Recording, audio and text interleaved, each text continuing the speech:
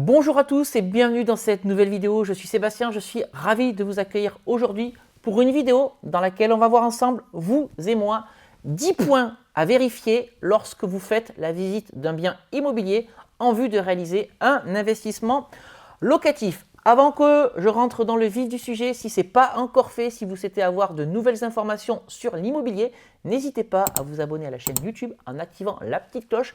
Vous serez les bienvenus sur cette chaîne, croyez-moi. Allez, c'est parti, on attaque tout de suite le premier point que vous devez vérifier en visite. C'est la première chose que vous allez voir, c'est l'état des parties communes. C'est la première chose qu'on voit quand on rentre dans une copropriété et ça en dit long, croyez-moi, sur l'investissement des copropriétaires. Une copropriété bien entretenue, c'est une copropriété dont les copropriétaires prennent soin. Une copropriété avec des parties communes dégueulasses, on va le dire comme ça, c'est une mauvaise copropriété tout simplement parce que les copropriétaires ne mettent pas de l'argent pour entretenir leurs biens immobiliers. Mais passé ça, il faut aussi se mettre à la place de vos futurs locataires qui, au moment où ils vont rentrer dans la copropriété, verront aussi l'état des parties communes. Donc, si ces parties communes sont en bon état, c'est une première bonne impression avant de vérifier la qualité de votre logement qui, je l'espère, sera parfait. Deuxième chose que vous devez vérifier en visite, les menuiseries, c'est-à-dire les fenêtres, tout simplement parce qu'elles ont un gros impact sur la consommation énergétique. Alors clairement, si aujourd'hui vous achetez un bien immobilier et on est sur du bois simple vitrage, vous devrez changer les menuiseries de l'appartement, à minima prendre du PVC.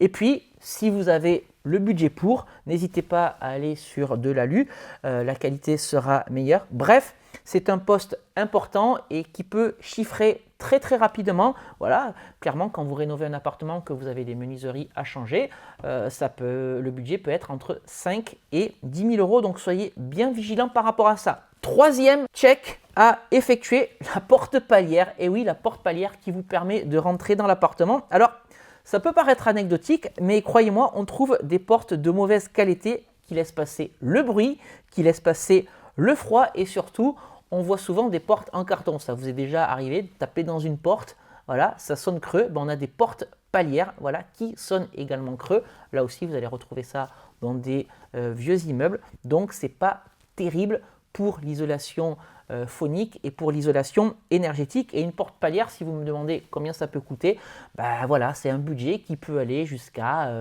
1000 euros, voire dépasser ces 1000 euros. Donc, c'est forcément un coût à prendre à charge si vous souhaitez vous positionner sur le bien immobilier. Vous devez déjà avoir ça en tête au moment où vous commencez à dresser la liste de tous les travaux que vous allez effectuer.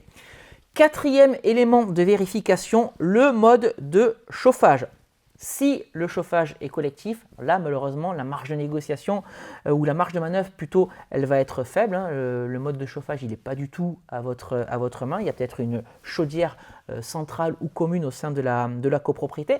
Par contre, si votre chaudière est individuelle, là, demandez au propriétaire vendeur ou à l'agent immobilier qui veut faire la visite de quelle année date la chaudière et est-ce qu'il y a un carnet d'entretien. Le carnet d'entretien, là encore, ça vous assure que votre chaudière, elle est couramment maintenue ou que le propriétaire vendeur prend soin de cette chaudière. Et puis, si cette chaudière est vieille, soit vous la changez, donc il faut également prévoir ça dans le budget, en plus des menuiseries, en plus de la porte palière, etc. Mais vous avez aussi la possibilité de passer tout à l'électrique.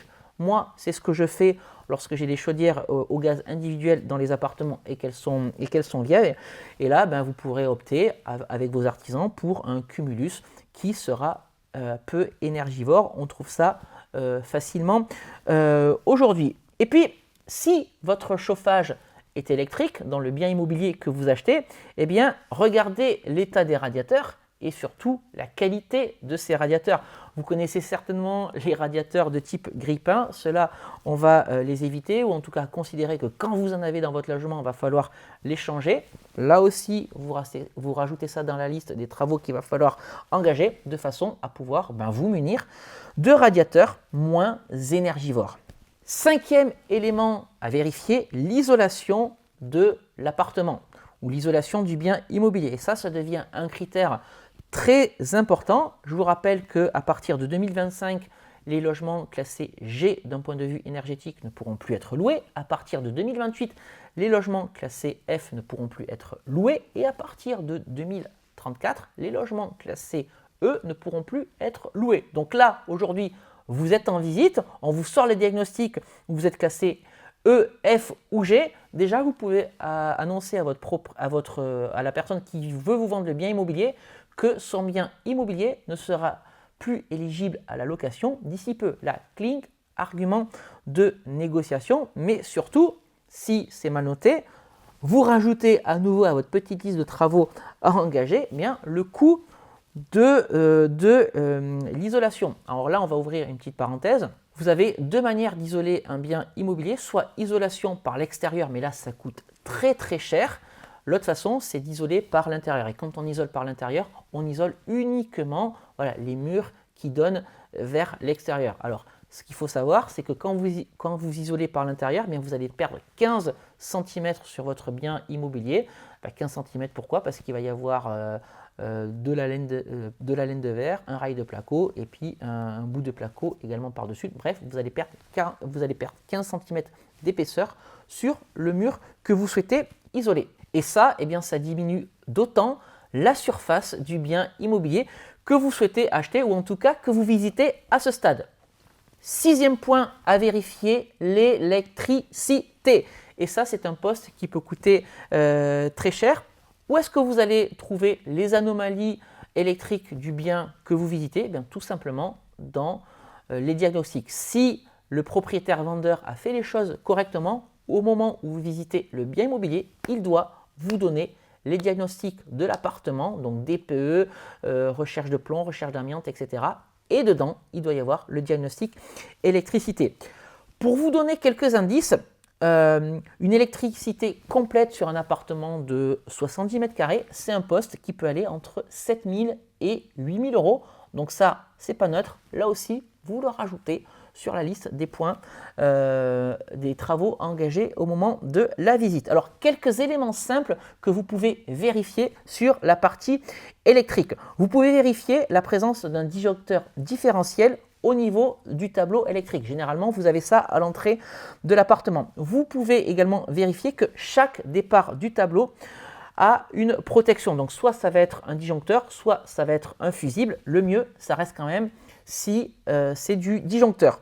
Vous devez également vérifier s'il y a une barrette de mise à la terre. Ça, c'est important. Vous devez également vérifier si au niveau du tableau, il reste de la place pour ajouter d'autres alimentations. Sinon, vous allez être vite bloqué si vous souhaitez faire un petit peu de rénovation électrique. Et vous devez également vérifier si les prises d'eau courant qui sont à proximité des points d'eau ont une distance supérieure à 60 cm par rapport à ce point d'eau. Voilà quelques éléments à vérifier. Bien entendu, cette liste n'est pas exhaustive, mais vous devez bien avoir conscience du coût de la rénovation électrique si jamais des travaux sont à engager.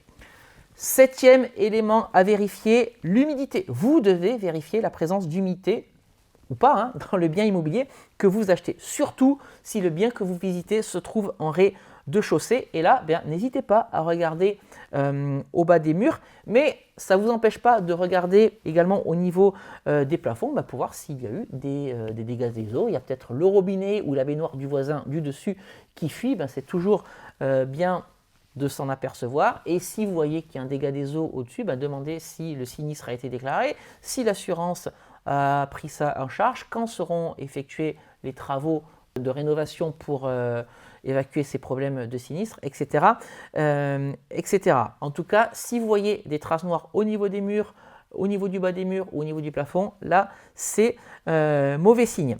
Attention toutefois, ça peut arriver, les appartements qui sont vides depuis un certain temps laissent apparaître des traces d'humidité, mais ça, c'est pas bien grave, c'est juste parce qu'ils n'ont pas été chauffés depuis un bon bout de temps.